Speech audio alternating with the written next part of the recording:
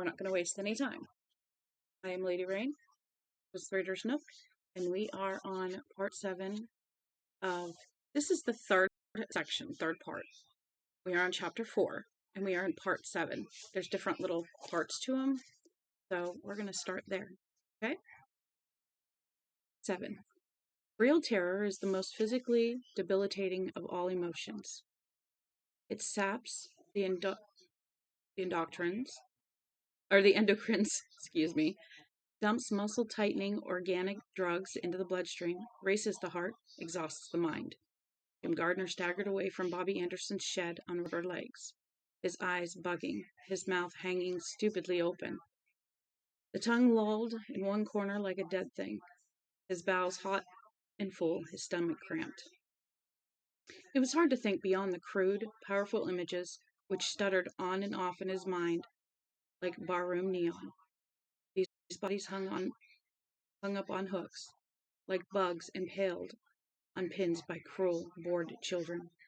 Peter's relentlessly moving legs, the bloody blouse, the bullet hole in it, the plugs, the old-fashioned washing machine, topped with the boomerang antenna.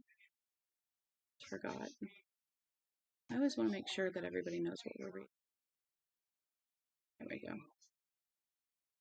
And I pin it in case there's conversation.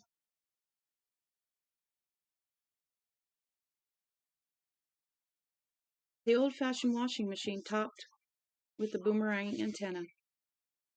Strongest of all was the image of that short, thick stream of bubbles emerging from Ann Anderson's mouth as she screamed inside his head. He got into the house, rushed into the bathroom, and knelt in front of the toilet bowl, only to discover he couldn't puke. He wanted to puke. He thought of maggoty hot dogs, moldy pizza, pink lemonade with hairballs floating in it. Finally, he rammed 2 fingers down his throat. He was able to trip a simple gag reaction by this last, but no more. He couldn't stick it up. Simple as that. If I can't, I'll go crazy. Fine. Go crazy if you have to. But first, do what you have to do. Keep it together that long. And just by the way, guard, do you have any more questions about what you should do? Not anymore, he didn't. Peter's relentlessly moving legs had convinced him. That stream of bubbles had convinced him. He wondered how he could have hesitated so long in the face of a power that was so obviously corrupting, so obvious dark. Because you were mad, he answered himself. Guard nodded. That was it. No more explanation was needed. He had been mad, and not just for the last month or so. It was late to wake up. Oh yes, very late, but late was better than never. The sound, slish, slish, slish. The smell, bland yet meaty. A smell his mind insisted on associating with raw veal, slowly spoiling in milk. His stomach lurched. A burning, acidic burp scorched his throat. Gardner moaned. The idea, that glimmer, returned to him, and he clutched at it. It might be possible either to abort all of this, or at least to put it on hold for a long, long time. It just might.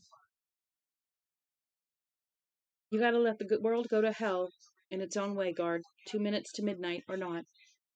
He thought of Ted the Power Man again, thought of mad military organizations trading ever more sophisticated weapons with each other, and that angry, inarticulate, obsessed part of his mind tried to shut down sanity one final time.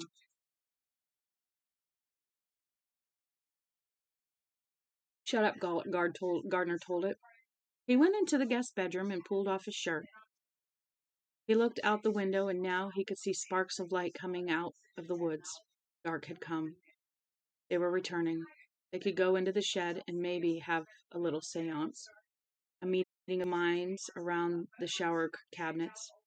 Fellowship in the homely green glow of raped minds. Enjoy it, Gardner thought. He put the .45 under the foot of the mattress and unbuckled his belt. It may be the last time, so. He looked down at his shirt. Sticking out of the pocket was a bow of metal. It was the padlock, of course, the padlock which belonged on the shed door. 8. For a moment, which probably seemed much longer than it actually was, Gardner was unable to move at all. That feeling of unreal, fairy tale terror stole back into his tired heart. He was reduced to a horrified spectator, watching those lights move steadily along the path. Soon they would reach the overgrown garden. They would cut through. They would cross the dooryard. They would reach the shed. They would see the missing padlock. Then they would come into the house and either kill Jim Gardner or send his discorporated atoms to Altair 4, wherever that was. His first coherent thought was simple panic, yelling at the top of its voice. Run, get out of here. His second thought was the shaky resurfacing of reason. Guard your thoughts. If you ever guarded them before, guard them now. He stood with his shirt off, his unbuckled and unzipped jeans sagging around his hips, staring at the padlock in his shirt pocket. Get out of here right now and put it back right now. No time. Christ, there's no time. They're all at the garden. There might be just enough if you quit playing pocket pool and get moving. He broke the paralysis with a final harsh effort of will, bent, snatched up the lock with the key still sticking out of the bottom, and ran, zipping his pants as he went. He slipped out the back door, paused for just a moment as the last two flashlights slipped into the garden and disappeared, then ran for the shed. Faintly, vaguely, he could hear their voices in his mind, full of awe, wonder, jubilation. He closed them out. Green light fanning out of the shed door, which stood ajar. Christ, guard, how could you have been so stupid? His cornered mind raved. But he knew how. It was easy to forget such mundane things as relocking doors when you had seen a couple of people hanging up on posts with coaxial cables coming out of their heads. He could hear them in the garden now, could hear the rustle of the useless giant corn stalks. As he reached toward the hasp, lock in hand, he remembered closing it before dropping it into his pocket. His hand jerked at the thought, and he dropped the goddamn thing. It thumped to the ground. He looked for it, and at first he couldn't see it at all. No, there it was. There, just beyond the narrow pan of pulsing green light. There was the lock, yes, but the key wasn't in it anymore. The key had fallen out when the lock thumped to the ground. God, my God, my God, his mind sobbed. His body was now covered with oozing sweat. His hair hung in his eyes. He thought he must smell like a rancid monkey. He could hear cornstalks and leaves rustling louder. Someone laughed quietly. The sound was shockingly near. They could be out of the garden in seconds. He could feel those seconds bustling by, like self-important businessmen with pot bellies and attaché cases. He went down on his knees, snatched up the lock, and began to sweep his hand back and forth in the dirt, trying to find the key. Oh, you bastard, where are you? Oh, you bastard, where are you? Oh, you bastard, where are you? Aware that now, even now, in his panic, he had thrown a screen around his thoughts. Was it working? He didn't know. And if he couldn't find the key, it didn't matter, did it? Oh, you bastard, where are you? He saw a dull glint of silver beyond where he was sweeping his hand. The key had gone much further than he would have believed. His seeing it was only dumb luck, like Bobbi stumbling over that little rim of protruding metal in the earth 2 months before, he supposed. Gardner snatched it and bolted to his feet. He would be hidden from them by the angle of the house for just a moment longer, but that was all he had left. One more screw-up, even a little one, would finish him, and there might not even be enough time left even if he performed each of the mundane little operations involved in padlocking the door perfectly. The fate of the world may now depend on whether a man can lock a shed door on the first try, he thought dazedly. Modern life is so challenging. For a moment, he didn't think he was even going to be able to slot the key in the lock. It chattered all the way around the slit without going in, a prisoner of his shaking hand. Then, when he thought it really was all over, it slid home. He turned it. The lock opened. He closed the door, slipped the arm of the padlock through the hasp, and then clicked it shut. He pulled the key out and folded it into his sweating hand. He slid around the corner of the shed like oil.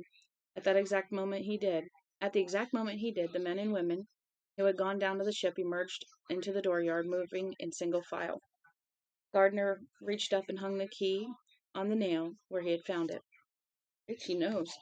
For one nightmare moment, he thought he was going to drop it again and have to hunt for it in the high weeds growing on this side of the shed. When it slipped onto the nail, he let his breath in a shuddering sigh. Part of him wanted not to move, to just freeze here. Then he decided he'd better not take the risk after all. He didn't know that Bobbi had her key. He continued sliding along the side of the shed.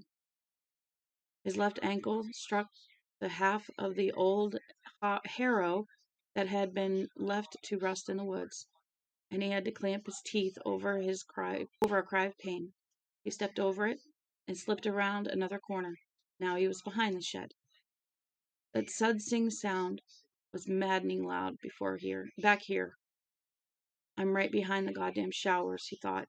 They're floating inches from me, literally inches. A rustle of weeds, a minute scrape of metal. Gardner felt simultaneously like laughing and screeching. They hadn't had Bobbi's key. Someone had just come around to the side of the shed and taken the key Gardner had hung up again only seconds before. Probably Bobbi herself. Still warm from my hand, Bobbi. Did you notice? He stood in back of the shed, pressed against the rough wood, arms slightly spread, palms tight on the boards. Did you notice? Did you hear me? Do any of you hear me? Is anyone, Allison or Arkenberg or Behringer, going to suddenly pop his head around here and yell out, "Peekaboo guard, we see you"? Is the shield still working? He stood there and waited for them to take him. They didn't.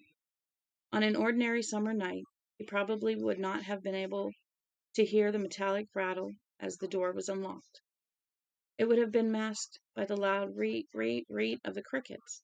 But now, there were no crickets. He heard the unlocking, heard the creak of the hinges as the door was opening, heard the hinges creak again as the door was pushed shut. They were inside. Almost at once, the pulses of light falling through the cracks began to speed up and become brighter. And his mind was split by an agonized scream. Hurts, it hurt! He moved away from the shed and went back to the house. 9. He lay awake a long time, waiting for them to come out again, waiting to see if he had been discovered. All right, I can try to put a stop to the becoming, he thought, but it won't work unless I actually can go inside the ship. Can I do that? He didn't know. Bobbi seemed to have no worries, but Bobbi and the others were different now. Oh, he himself was also becoming. The lost teeth proved that. The ability to hear thoughts did too. He had changed words on the computer screen just by thinking them. But there was no use kidding himself. He was far behind the competition. If Bobbi survived the entry into the ship and her old buddy guard dropped dead, would any of them, even Bobbi herself, spare a tear? He didn't think so. Maybe that's what they all want, Bobbi included. For you to go into the ship and just fall over with your brains exploding in one big harmonic radio transmission. It would save Bobbi the normal pain of taking care of you herself, for one thing. Murder without tears. Then they intended to get rid of him. He no longer doubted. But he thought that maybe Bobbi, the old Bobbi, would let him live long enough to see the interior of the strange thing they had worked so long to dig up. That at least felt right, and in the end it didn't matter. If murder was what Bobbi was planning, there was no real defense, was there? He had to go into the ship. Unless he did that, his idea, crazy as it undoubtedly was, had no chance to work at all. Have a try, guard. He had intended to try as soon as they were inside, and they would probably be tomorrow morning. Now, he thought that maybe he ought to press his luck a little further. If he went according to the rag and bone, he supposed he had to call his original plan, there would be no way he could do anything about the little boy. The kid would have to come first. Guard, he's probably dead anyway. Maybe, but the old man didn't think so. The old man thought there was still a little boy left to save. One kid doesn't matter. Not in the face of all this. You know it too. Haven is like a great big nuclear reactor that's ready to go redline. The containment is melting. To coin a phrase. It was logical, but it was a croupier's logic, ultimately. Killer logic. Ted the Power Man logic. If he wanted to play the game that way, why even bother? The kid matters or nothing matters. And maybe this way he could even save Bobbi.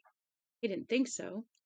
He thought Bobbi had gone too far for salvation, but he could try. Long odds, guard oh guard.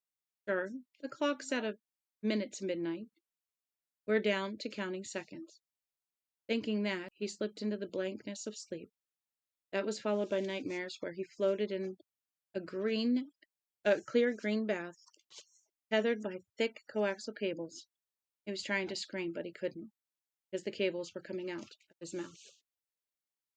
Chapter 5. The Scoop. Part 1.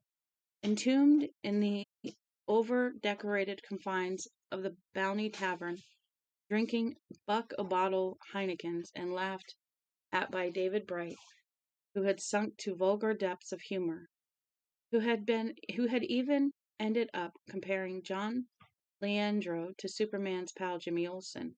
Leandro had wavered, no one telling himself otherwise. He had indeed wavered.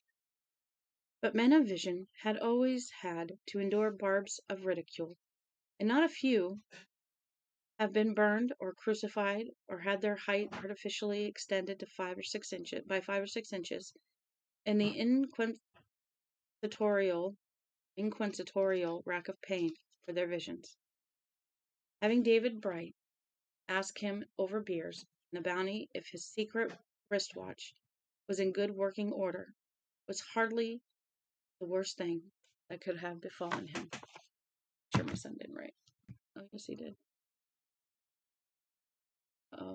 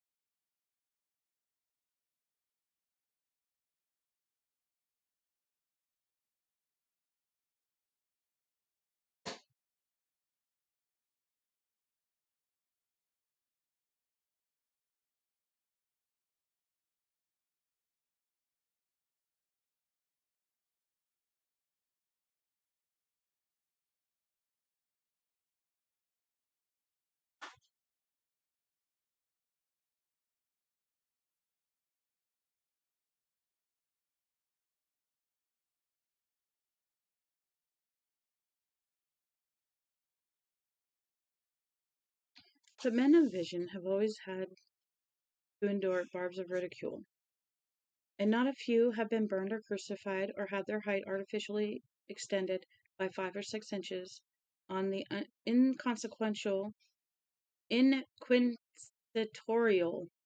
rack of pain for their visions. Having David Bright ask him over beers in the bounty of his secret wristwatch was in good working order was hardly the worst thing that could have befallen him.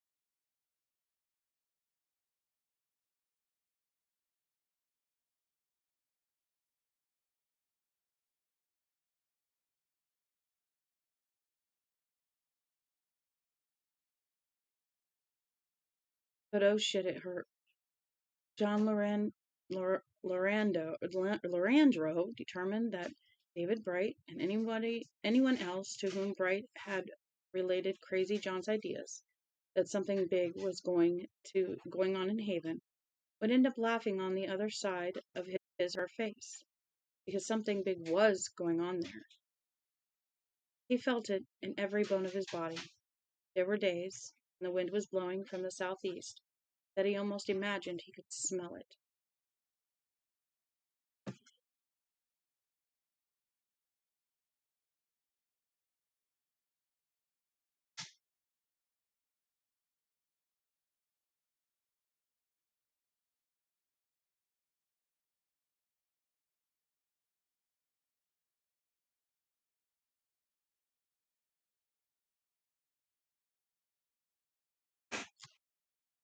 His vacation had begun the previous Friday. He had hoped to go down to Haven that very day, but he lived with his widowed mother, and she had been counting so on him running her up to Nova Scotia to see her sister, she said. But if John had commitments, why, she understood. After all, she was old and probably not much fun anymore. Just someone to cook his meals and wash his underwear, and that was fine. You go on, Johnny. Go on and hunt up your scoop. I'll just call Megan on the telephone. Maybe in a week or two, your cousin. Alfie will bring her down here to see me. Alfie's so good to his mother, etc., etc. Abid, ad infinitum. On Friday, Lorandro took his mother to Nova Scotia. Of course, they stayed over, and by the time they got back to Bangor, Saturday was shot. Sunday was a bad day to begin anything. What with Sunday school class, the first and second graders at 9, full worship services at 10, Young Men for Christ in the Methodist Rectory at 5 p.m. At the YMC meeting, a special speaker gave them a slideshow on Armageddon, and as he explained to them how unrepenting sinners would be inflicted with boils and running sores and ailments of the bowels and the intestines, Georgina Lorandro and other members of the Ladies' Aid passed out paper cups of Zarex and oatmeal cookies. And during that evening, there was always a song fest for Christ in the church basement. Sundays always left him feeling exalted and exhausted. I think he's wanting to come home. I'm trying to get him to stay. Well, I'm waiting. He tried to make a snowflake, but it didn't work.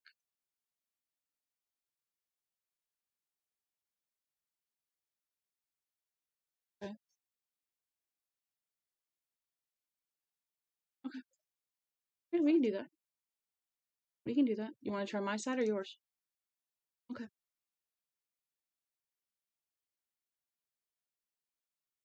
All right. Hold on. Don't go anywhere.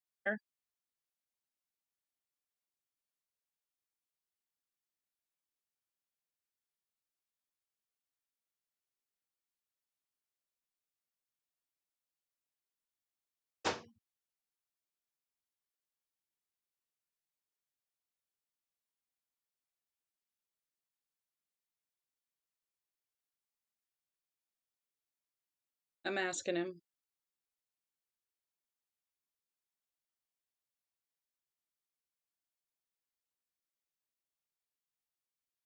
Two. So it was Monday, the 15th of August, before Lorandro Leandro finally tossed his yellow Lego pads, his Sony tape recorder, his Nikon, and a gadget bag filled with film and various lenses into the front seat of his used Dodge and prepared to set out. Yes, yes.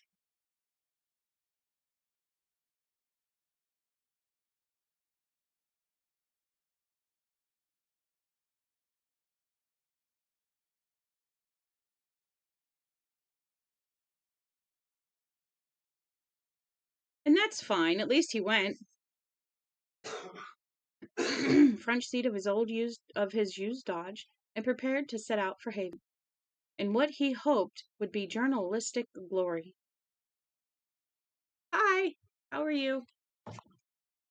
Hopefully you guys are enjoying the story. We're in the third part, so yeah, it's fun. Set out for Haven. I wish this dog hair would get off my face. It won't get off now. It's tickling me. And what he hoped. Oh, wait, we already did that. Journalistic glory. He would not have been appalled if he had known he was approaching ground zero for what was shortly to become the greatest story since the crucifix of Jesus Christ. The day was calm and blue and mellow, very warm, but not so savagely hot and humid as the last few days had been. It was a day everyone on earth would mark forever in his memory. Johnny Leandro had wanted a story, but he had never heard the old proverb that goes, God says, take what you want and pay for it. He only knew that he had stumbled onto the edge of something, and when he tried to wiggle it, it remained firm. Which meant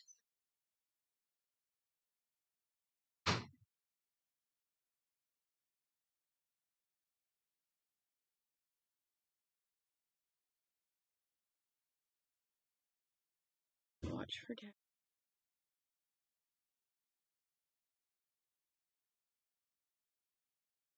building.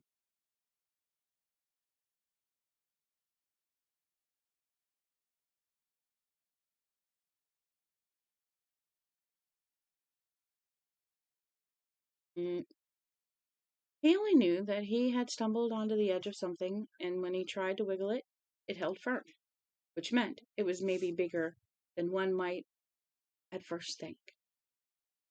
There was no way he was going to walk away from this.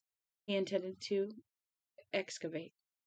All the David Brights in the world, with their smart cracks about Johnny Olson wristwatches and Fu Manchu, could not stop him. He put the Dodge in drive, began to roll away from the curb. Don't forget your lunch, Johnny, his mother called.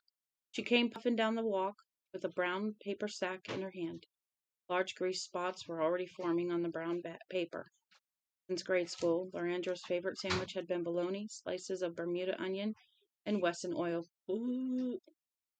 Thanks, Mommy said, leaning over to take the bag and put it on the floor. You didn't have to do that, though. I could have picked up a hamburger. If I've told you once, I've told you 1,000 times, she said. You have no business going into those roadside luncheonettes, Johnny. You never know if the kitchen's dirty or clean.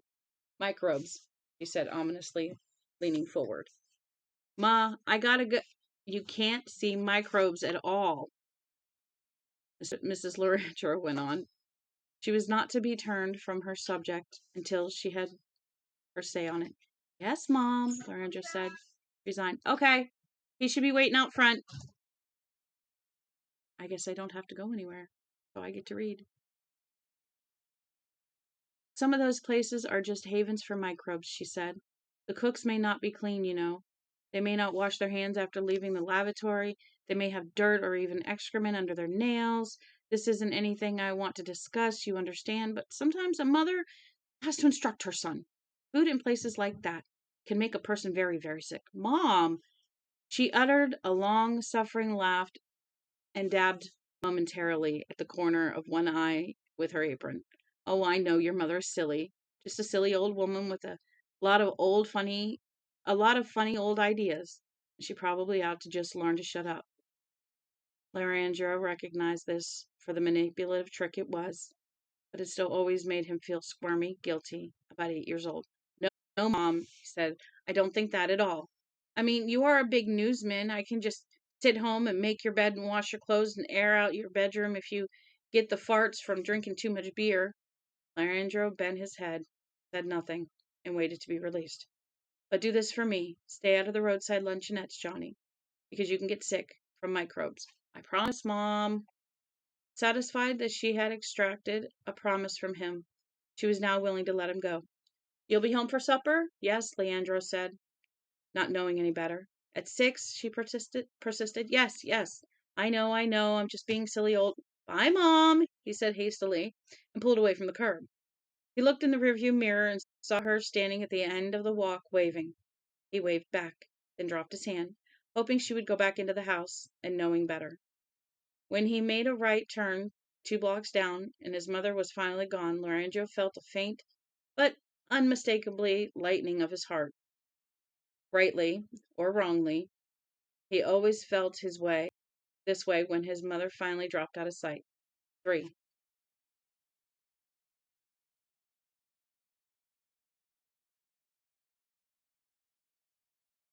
In Haven, Bobbi Anderson was showering, or was show. Oh my God, was showering.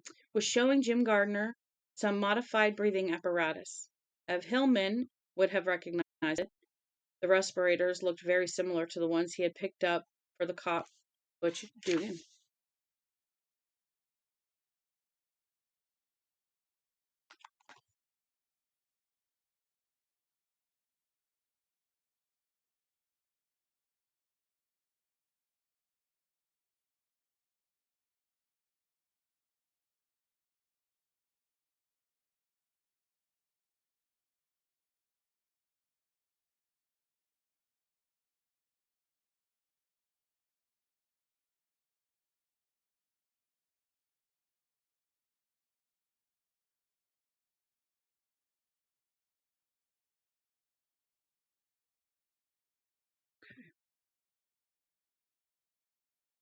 Sorry, my son is a little uptight at the moment. Hi! And I'm making sure that he's at a Christmas party and the music's just a little too loud for him, and I didn't think of sending his earphones with him. So it's a little too loud, and he's decided that he's ready to come home. So his dad's going down to get him. But that one had been to protect Dugan from the Haven air. The respirators Bobbi was demonstrating drew on reserves of just that. Haven air was what they were used to, and Haven air was what the two of them would breathe if they go inside the Tommyknockers ship. It was 9:30. At the same time, in Derry, John Lorenzo had pulled over to the side of the road not far from the place where the gutted deer and the cruiser requisitioned from two officers, Rhodes and Gavins, had been found. He thumbed open the glove compartment to check on the Smith & Wesson .38 he had picked up in Bangor the week before. He took it out for a moment, not putting the forefinger anywhere near the trigger, even though he knew it was unloaded. He liked the compact way the gun fitted his palm, its weight. The feeling of simple power it somehow conveyed. But it also made him feel a trifle skittery, as if it might have torn a chunk of something that was far too big for the likes of him to chew. Chunk of what? He wasn't quite sure. Some sort of strange meat. Microbes, his mother's voice spoke up in his mind. Food in places like that can make a person very, very sick. He checked to make sure the carton of bullets was still in the glove compartment.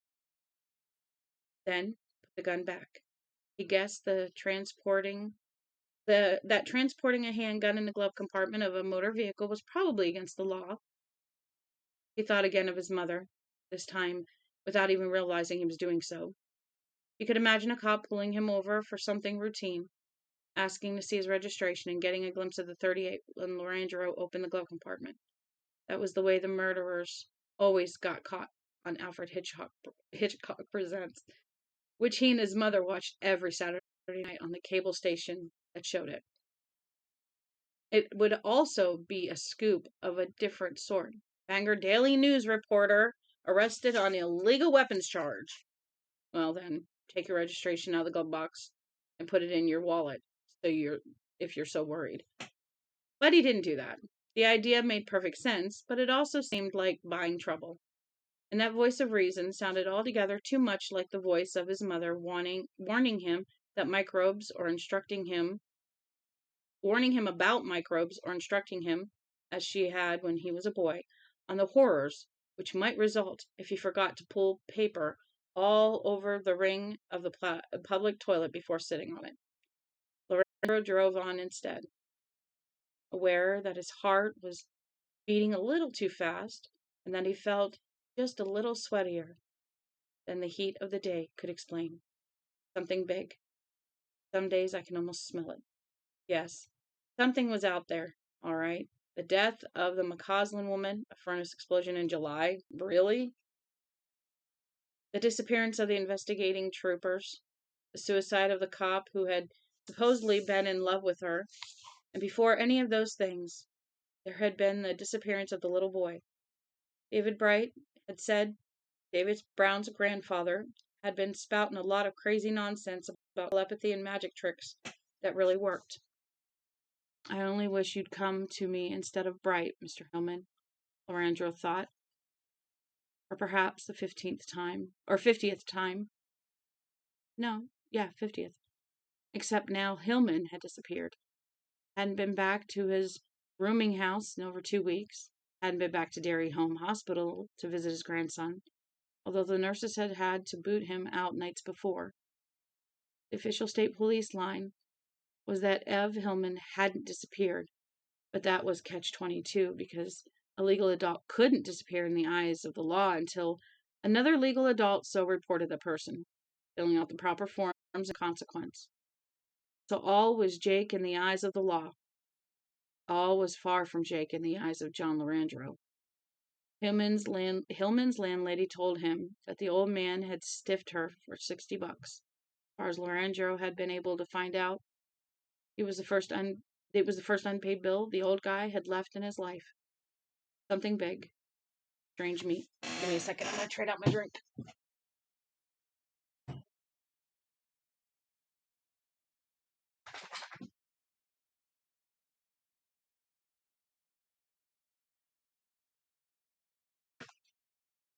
There we go. Now I got something cold instead of something warm.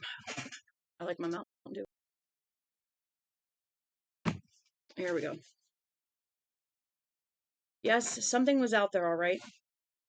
Oh, wait, I'm over here, aren't I? Ha! Something big. Strange meat. Nor was that all of the weirdness emanating out of Haven these days. A fire, also in July, had killed a couple on the Nista Road. This month, a doctor piloting a small plane had crashed and burned. That had happened in Newport, true, but the FAA controller and BIA had confirmed that the unfortunate doc had overflown Haven, and at an illegally low altitude.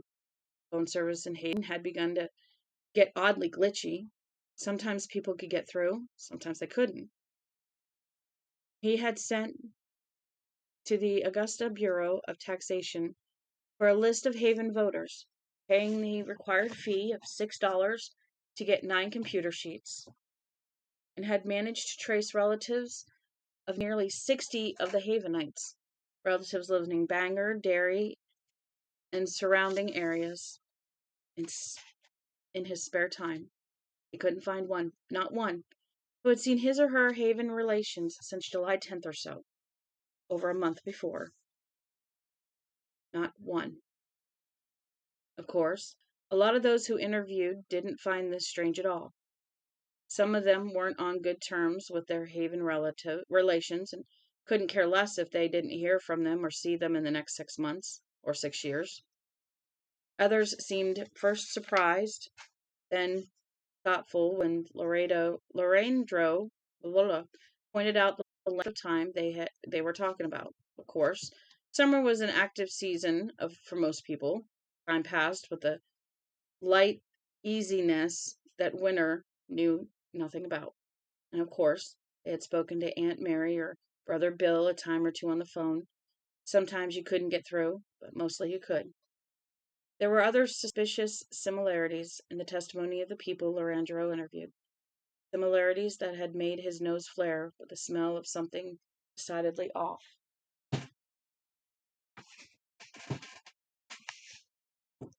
Find out. Ricky Barringer was a house painter in Bangor. Wow, they're back already? That was quite fast. Yeah, that was fast. 7 minutes, boom, done. Similarities that had, of something decidedly off. Ricky Barringer was a house painter in Bangor. His older brother, Newt, was a carpenter contractor who also happened to be a Haven selectman. He invited Newt up. Come here, Phoebe. Phoebe. Phoebe. Phoebe, come here.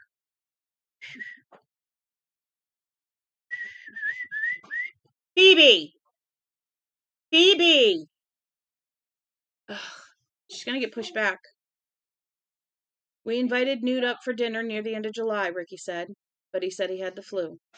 Don Blue was a dairy realtor. His Aunt Sylvia, who lived in Haven, had been in the habit of coming up to take dinner with Don and his wife every Sunday or so.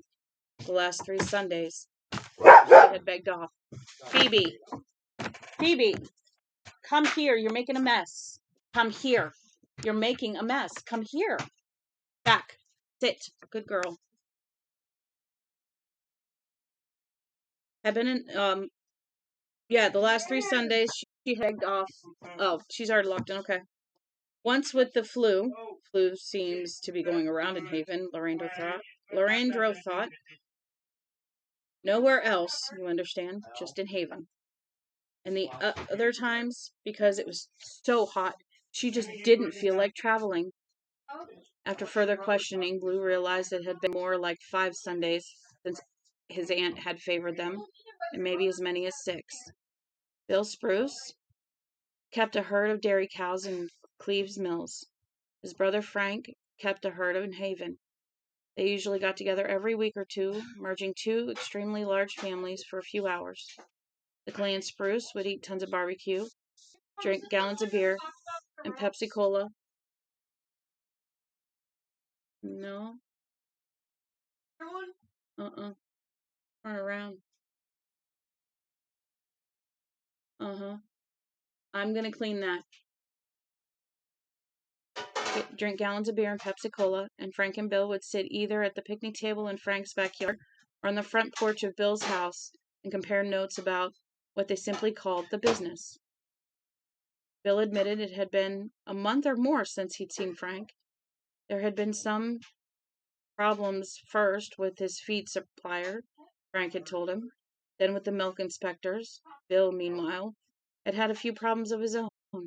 6 of his holsters had died during the last hot spell. And he added, as an afterthought, his wife had had a heart attack.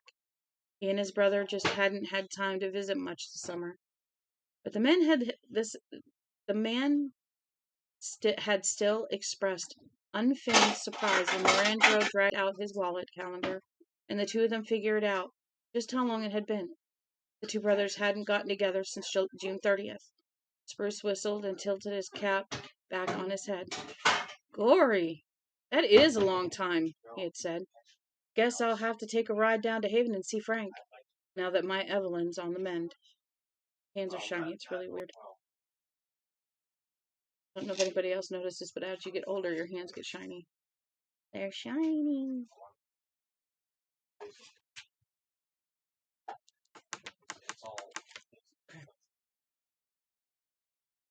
Lorandro said nothing, but some of the other testimony he had gathered over the last couple of weeks made him think that Bill Spruce might find a trip like that hazardous to his health.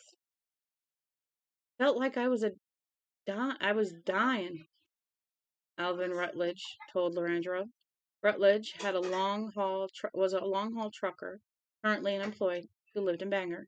His grandfather was Dave Rutledge, a long-time Haven resident. What exactly do you mean? Lorandro asked. Alvin Rutledge looked at the young reporter shrewdly. Another beard go down good just about now, he said. They were sitting in Nan's Tavern in Bangor. Hawkins' amazing dusty work, chummy. Did you feed them? You feed them early? Oh, I see what time it is now. You fed them a half hour ago. Lady's in your room last I seen. I put her in the hallway by your room. Isn't it? Lorandro said and told the waitress to draw to.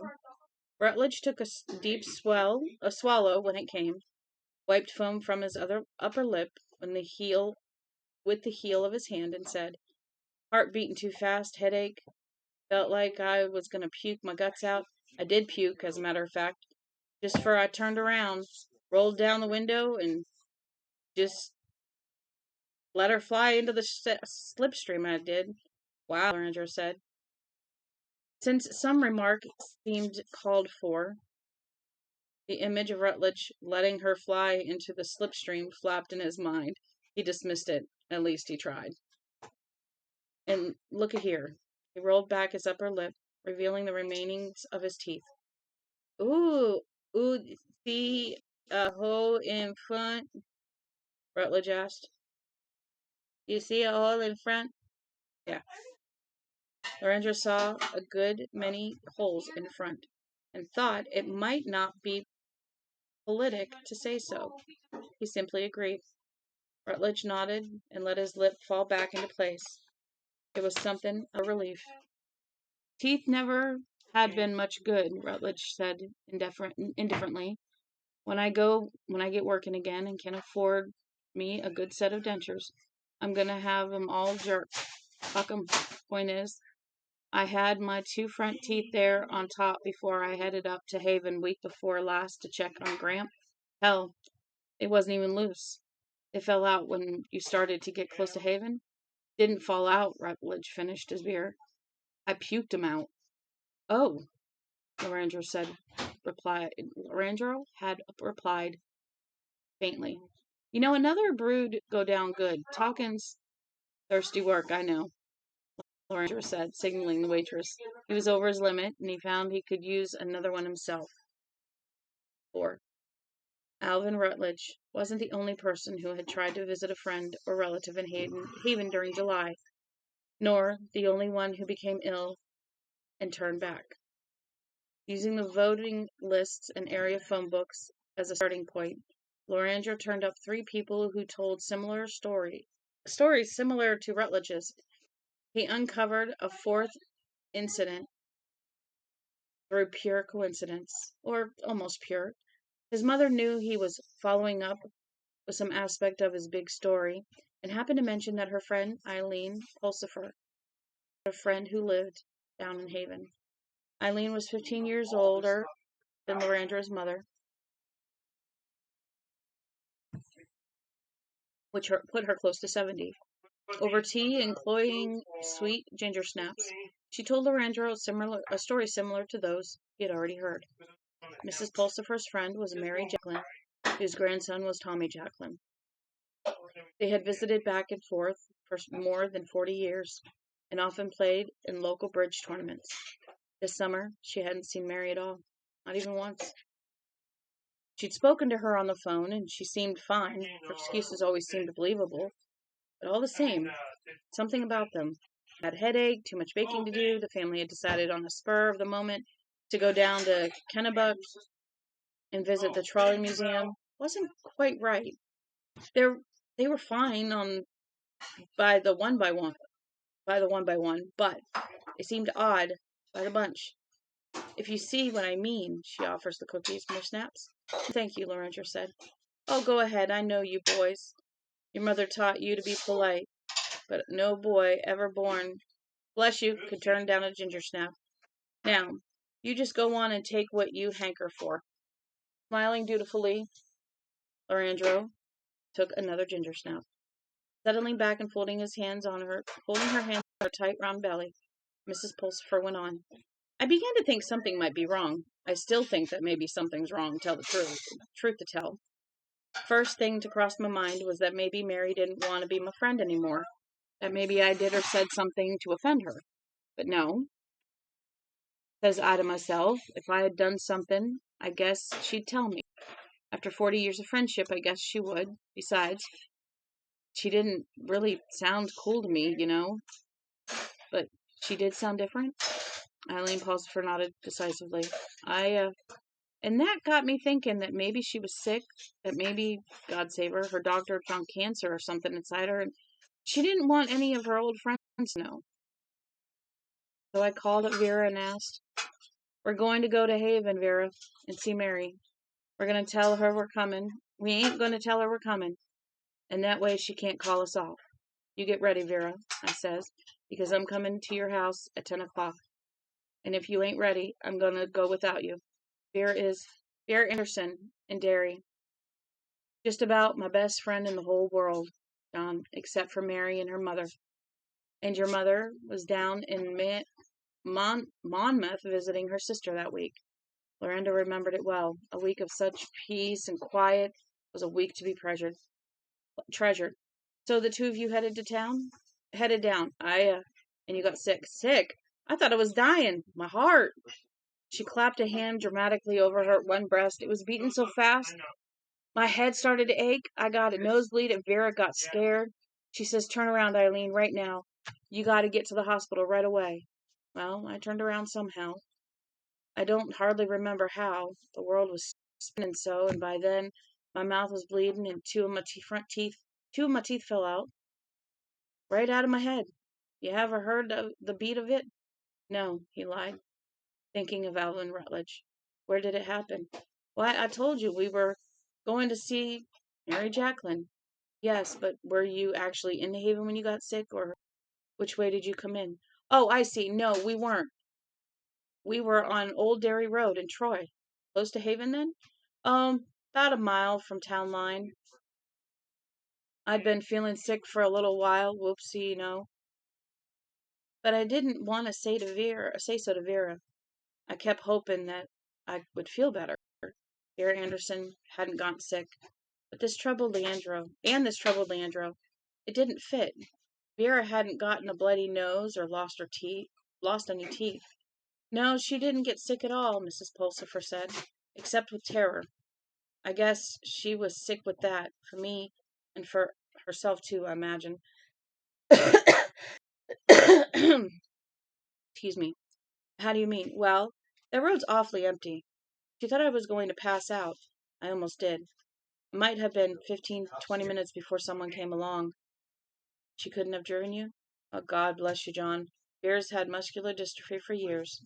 She wears great big metal braces on her legs. Cruel-looking things they are. Like something you'd expect to see in a torture chamber. It just about makes me cry sometimes to see her. 5. At 9:45 in the morning of August 15th, Lorenzo crossed into the town of Troy. His stomach was tight with anticipation and, let's face it, folks, a tingle of fear. His skin felt cold.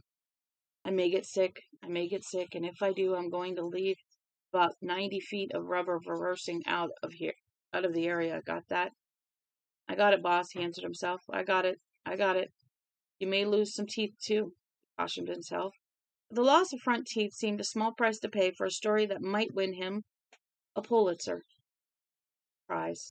And just as important, one which would surely turn David Bright green with envy. He passed through Troy Village, where everything seemed fine, if a little slower than usual. The first jag in the normal run of things came about a mile further south, and from the direction he wouldn't have expected. He had been listening to WZON out of Bangor. Now the normally strong AM signal began to waver and flutter. Leandro could hear three other stations mixed in with its signal. He frowned. That sometimes happened at night, when radiant cooling thinned the atmosphere and allowed radio signals to travel further. But he had never heard of it happening on the AM bank in the morning. Not even during those periods of optimum radio transmission conditions, which ham operators called the skip. He ran the tuner on the Dodge's radio and was amazed as a flood of conflicting transmissions poured out of the speakers. Rock and roll, country and western, classical music stepped all over each other. Somewhere in the background, he could hear Paul Harvey extolling Amway. He turned the dial further and caught a clear transmission so surprising he pulled over. He sat staring at the radio with big eyes. It was speaking in Japanese. He sat and waited for the inevitable clarification. This lesson in beginner's Japanese has been brought to you by your local Cayennese paint dealer. Something like that, the announcer finished. Then came the Beach Boys, Be True to Your School, in Japanese. Lorandro continued to tune down the kilohertz band with a hand that shook. It was much the same all the way. As it did at night, the tangles of voices and music got worse as he turned toward the higher frequencies. At last the tangle grew so severe it began to frighten him. It was an auditory equivalent of a squirming mass of snakes. He turned the radio off and sat behind the wheel, eyes wide, body trembling slightly, like a man on low-grade speed. What is this? Foolish to speculate when the answer lay no more than 6 miles up ahead, always assuming he could uncover it, of course. Okay, we're going to stop at 6. Oh, I think you'll uncover it. You may not like it when you do, but yeah, I think you'll uncover it with no trouble at all. Lorandro looked around. The hay in the field on his right was long and shaggy, too long and shaggy for August. There hadn't been any first cutting in early July. Somehow, he didn't think there was going to be any August cutting either. He looked left and saw the tumble-down barn surrounded by rusty auto parts. The corpse of a 57 Studebaker was decaying in the barn's maw. The windows seemed to stare at Lorandro. There was no people to stare. At least, not that he could see. A very quiet, very polite little voice spoke inside him. The voice of a child at a tea party that has become decidedly scary. I would like to go home, please. Yes, home to Mother. Home in time to watch the afternoon soaps with her. She would be glad to see him back in with his scoop. Maybe even more glad to see him back without it. They'd sit and eat cookies and drink coffee. They would talk. She would talk, rather. He would listen. And that was how it always was. And it really wasn't that bad. She could be irritating. She could be an irritating thing sometimes. But she was safe. Safe, yeah. That was it. Safe. And whatever was going on south of Troy on this dozy summer afternoon, it wasn't at all safe. I'd like to go home, please. Right. There had probably been times when Woodward or Berenstein felt that way when Nixon's boys were really putting a squeeze on. Bernard Fall had probably felt that way when he got off the plane in Saigon for the last time. When you saw the TV news correspondents in terrible spots like Lebanon and Iran, they only looked cool, calm, and collected. Viewers never had the chance to inspect their shorts. The story is out there, and I'm going to get it. And when I collect my Pulitzer Prize, I can say I owe it all to David Bright and my secret Superman wristwatch. He put the Dodge in gear again and drove on toward Haven. 6. He hadn't gone a mile before he began to feel ill. He thought this must be a physical symptom of his fear and ignored it. Then, when he began to feel worse, he asked himself, as one is apt to do when he realizes that the nausea sitting in his stomach like a small dark cloud is not going away, what he had eaten. There was no blame to be laid in that direction. He hadn't been afraid when he got up that morning, but he had been feeling a lot of anticipation and high-spirited tension. As a result, he had refused the usual bacon and scrambled eggs and settled for tea and dry toast. That was all. I'd like to go home, the voice was now more shrill. Lorandro pushed, teeth clamped grimly together. The scoop was in Haven. If he couldn't get into Haven, there would be no scoop. You couldn't hit him if you couldn't see him. QED. And what does QED stand for?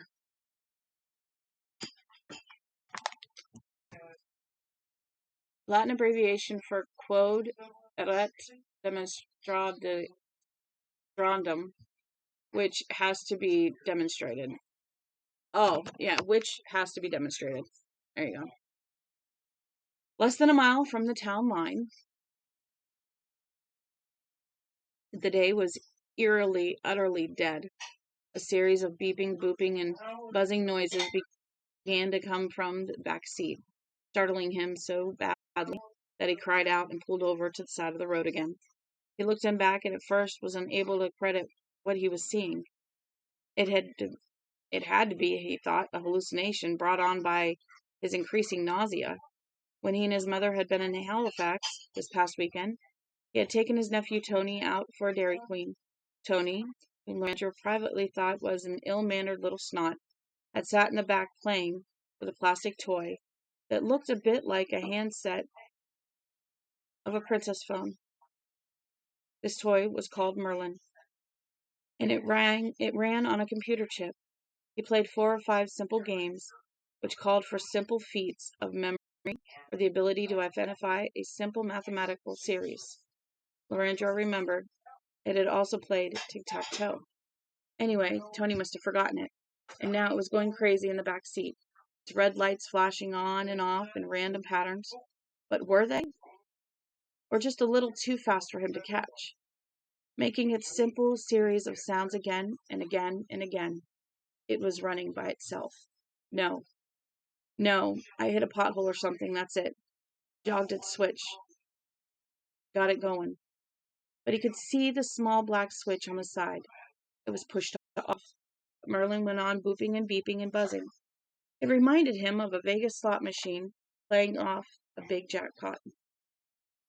The thing's plastic case began to smoke. Plastic itself was sinking, drooling, running like tallow. The lights flashed faster. Suddenly, they all went on at once, bright red, and the gadget emitted a strangled buzzing sound. The case cracked open. There was a brittle shower of plastic shards. The seat cover started to smolder underneath it. Ignoring his stomach, Loranger got up on his knees and knocked it onto the floor. There was a charged spot on the seat where Merlin had lain. What is that? The answer, irrelevant, nearly a scream. I would like to go home now, please. The ability to isolate a simple mathematical series. Did I think that? Did the John Loranger of that flunked general math in high school? Do you mean it? Never mind that. Just bug out. No. He put the Dodge in gear and drove on again. He had gone less than 20 yards when he thought suddenly, with crazy exhilaration, the ability to isolate a simple mathematical series indicates the existence of a general case, doesn't it? You could express it this way, come to think of it.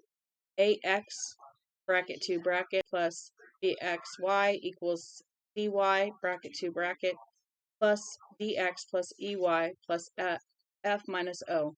Yep. It'll work as long as A, B, C, and D, and F are constants. Think. Yeah, you bet.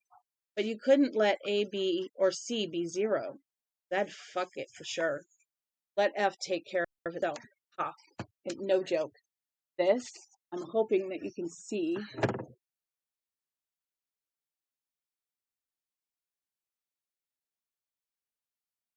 That's the mathematical equation that we're talking about here.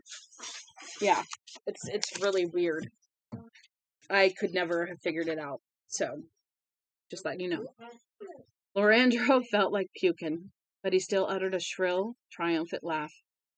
All at once he felt as if his brain had lifted off, right through the top of his skull. Although he didn't know it, having pretty much dozed through that part of nerd math, he had reinvented the general quadratic equation in 2 variables, which can indeed be used to isolate components in a simple mathematical series. It blew his mind. A moment later, blood burst from his nose in an amazing flood. That was the end of John Loranger's first effort to get into haven. He threw the gear shift into reverse and backed steadily up the road, weaving from side to side, right arm hooked over the front seat, blood pouring onto the shoulders of his shirt. the shoulder of his shirt as he stared out through the back window with watering eyes. He backed up for almost a mile, then turned around in a driveway. He looked down at himself. His shirt was drenched with blood, but he felt better. A little better, he amended. Still, he didn't linger. He drove back to Troy Village and parked in front of the general store. He walked in, expecting the usual gathering of old men to stare at his bloody shirt with silent Yankee surprise. But only the shopkeeper was there, and he didn't look surprised at all. Not at the blood, not at Lorandro's questions about any shirts he might have in stock. "Look like your nose must have bled a tetch," shopkeeper said mildly, and showed Lorandro a selection of T-shirts. An inordinately large selection for such a small store as this, Lorandro thought. He was slowly getting hold of himself, although his head still ached and his stomach still felt sour and unsteady. The flow of blood from his nose had scarred him very badly. "You could say that," Lorandro said. He allowed the old man to thumb through the shirts for him, because there was tacky blood still drying on his own hands. They were sized S, M, L, and XL, or small, medium, large, extra large. Where the hell is Troy, Maine?" some said. On others, there was a lobster and the slogan, "I got the best piece of tail I ever had in Troy, Maine." On the others, there was a large black fly, which looked like a monster from outer space, the Maine state bird. Mosquitoes, these proclaimed. "You sure do have lots of shirts," Lorandro said, pointing to the "where the hell" in a medium size. He thought the lobster shirt was amusing, but thought his mother would be less than wild about the innuendo. "Aye," the shopkeeper said. "Have to have a lot, sell a lot. Tourists?" Lorandro's mind was already racing ahead, trying to figure out what came next. He had thought he was onto something big. Now he believed it was one hell of a lot. It was one hell of a lot bigger than even he had believed. "Some," the shopkeeper said, "but there ain't been many down this way this summer. Mostly I sell 'em to folks you like me, or folks like you, like me. Folks with bloody noses." Lorandro gaped at the storekeeper. "Their noses bleed. They wreck their shirts," the shopkeeper said. "Same way you wrecked yours. They want a new one, and if they're just locals, like I expect you are, they ain't got no luggage and no changes. So they stop first place they come to and buy a new one. I don't blame 'em. Driving around in a shirt all over blood like yours would make me puke." Driving around in a shirt all over blood. "Why, I'd had ladies in here this summer, nice looking ladies too, dressed to the nines, who smelled like guts and a hogshead." The shopkeeper cackled, showing a mouth that was perfectly toothless. Lorandro said slowly, "Let me get this straight. Other people come back from Haven with bloody noses. It's not just me." "Just you? Hell no. Shit a goddamn. The day they buried Ruth McCausland, I sold 15 shirts. That one day. I was thinking about retiring on the proceeds and moving to Florida." Shopkeeper cackled again. "They're all out-of-towners?" he said. This was as if it explained everything, and perhaps in his mind it did. "A couple of 'em are still spouting when they came in here. Noses like fountains, ears too sometimes. Shit a goddamn. And nobody knows about this?" The old man looked at Lorandro from wise eyes. "You do, Sonny," he said. "We're going to stop there. I've got a few things I need to get done, and I lost my bookmark." I did. I lost my bookmark.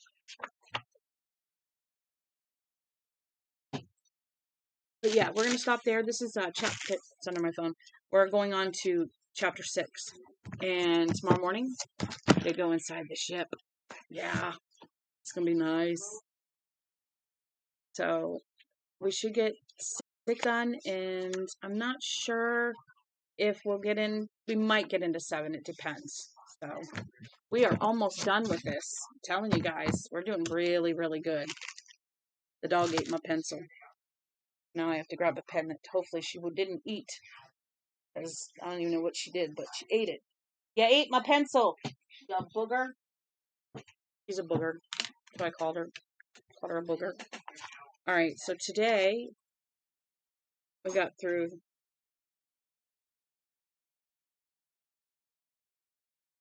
chapter 5. That's actually good. Really good.